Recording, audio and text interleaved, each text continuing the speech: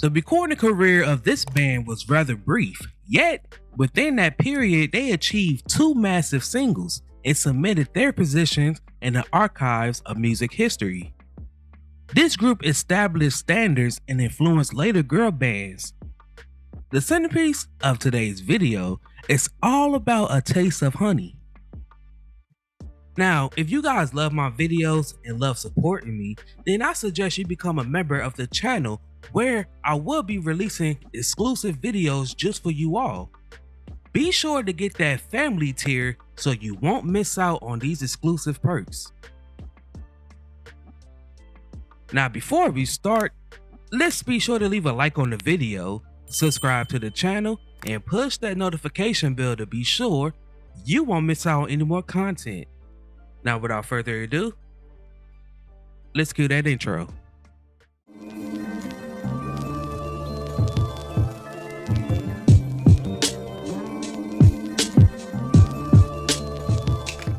This group was formed in 1971 with Janice Marie Johnson and Perry Kibble met at a vacation cruise audition.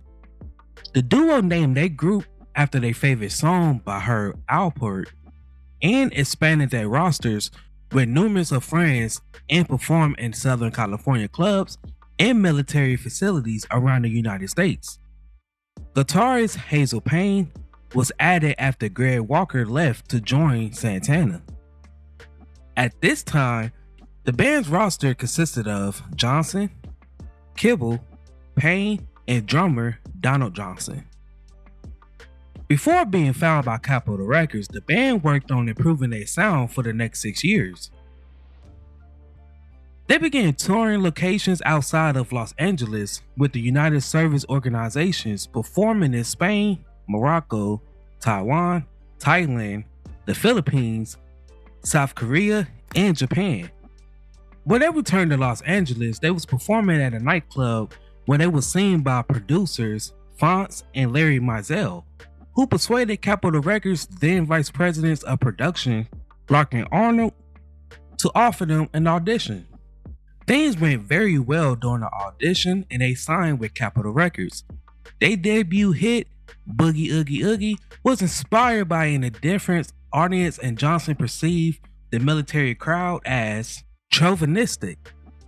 The song had a distinctive bass line which peaked at number 1 on the Billboard Hot 100 charts in the fall of 1978, and it sold over 2 million copies, going certified platinum.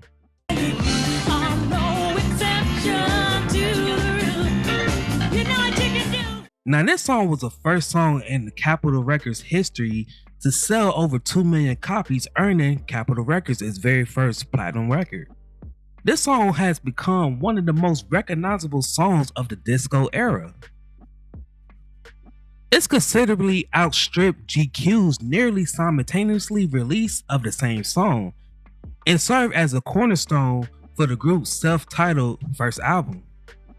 The song also earned them a Grammy Award for Best New Artist of the Year.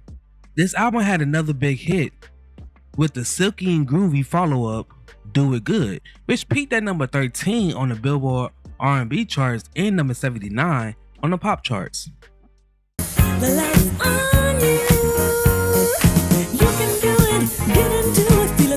When the group follow-up album, Another Taste, failed a year later, the group had begun to feel like a one-hit wonder. However, the group was reconstituted as a duo made up of Johnson and Payne. After hearing Linda's Rhinestacks rendition of Smokey Robinson's Ooh Baby Baby, Johnson thought she and Payne should recreate a classic tune. Johnson sang Q Sakamoto's Sukiyaki during the group's tour of Japan.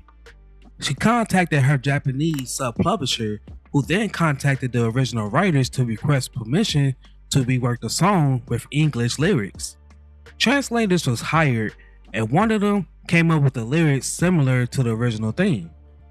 Johnson contributed her own lyrics, to which she felt was too simplistic, but producer George Duke pushed her to write from the heart. A publishing rights disagreement nearly prevented the song from being published. After recording, Johnson realized that one of the original authors had signed away their rights. His publisher required Johnson to give away the rights to her version before Capitol released it, and the bassist gave in, knowing that this song will propel the band out of the disco genre. Capitol was not interested in the song, and they released Rescue Me instead, which peaked at number 16 on the R&B charts in the summer of 1980.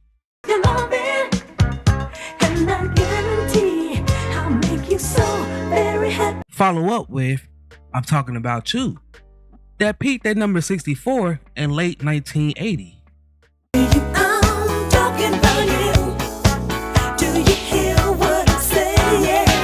Forced by album track radio play, the label eventually issued Sukiyaki as a single, and it reached number 1 on the R&B charts and number 3 on the pop charts in the spring of 1981.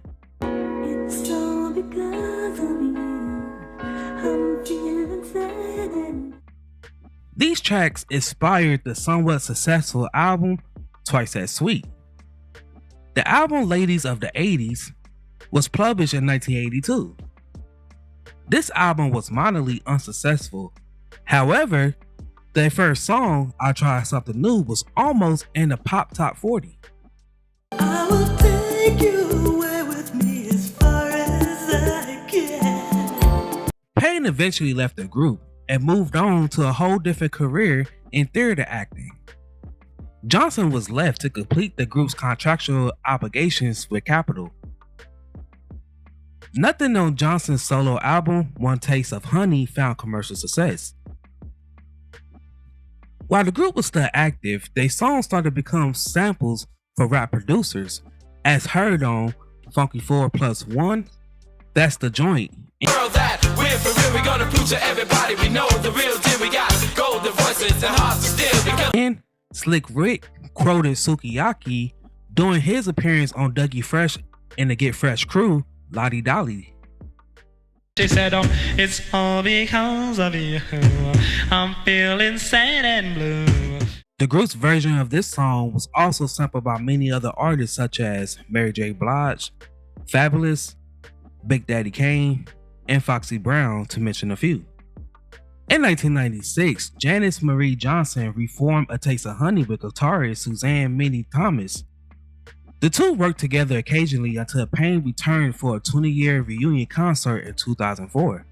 The duo reunited in 2004 for a PBS disco special, and they sounded and looked fantastic after 2 decades apart. While their time on the charts was limited, the women of A Taste of Honey cemented their positions in history by putting an end to the quote-unquote men's only image of popular bands, and they paved the way for female bands to follow, including Climax and the Bangles, to mention a few. In early 2010, Big Break Records released all 4 of their Capitol Records albums.